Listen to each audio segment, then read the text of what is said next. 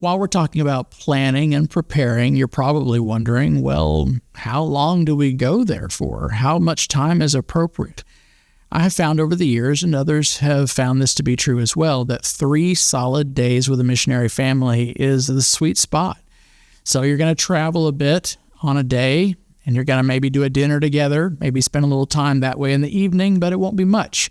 It's just enough to say, hey, we're here, and here's some stuff that we brought you, and gives them a chance to put it all away in their house the next day, etc. And then you spend 3 intentional days. And then on that 5th day, if you will, because if the first day was a travel day, now you're going to use that as a travel day and head back.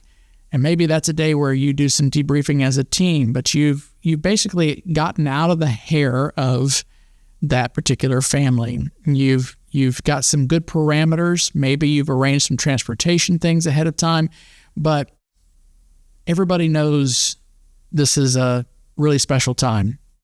And you have to ask the missionary to do a couple of things with those 3 days. So the planning has to happen far enough out that they can do those things. Namely, we're really asking that this would be a special time where we're not answering the phone for a bunch of ministry things the entire time that we're with you, that you're not having to run ministry errands while we're there together with you. So let me ask you, can this missionary care trip happen where you live? Or does this care trip need to take place in another location? Do we need to go to an Airbnb in another location in order for this trip to take place? Is there a town in your country that would be a better location? Or do you really feel that you can get away from it all, have a staycation, if you will, for 3 days? What's required of you? What's going to work and what's not going to work?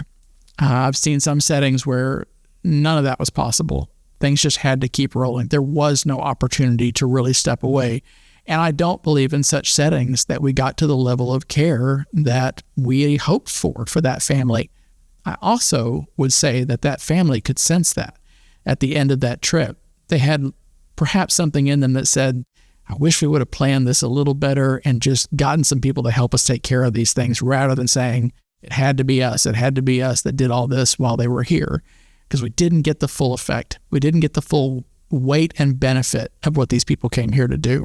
So that should help also in a couple of other areas, in that you are planning for a week of time. You maybe want to do that over a weekend, etc., to get a Sunday in there. But be careful there. Be careful. I actually prefer the whole Monday through Friday effect, because this is where most people are having to work. There's a lot of responsibilities other people have, and they're having to really intentionally step away from that to do this, and it's not taking them away from their regular routine of worship.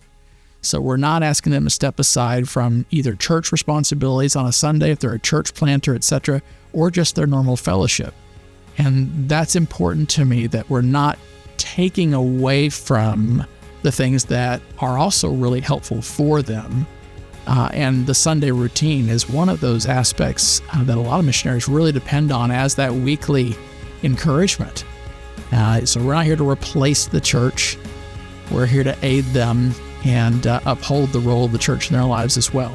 So three solid days while you're together with them is a great way to go.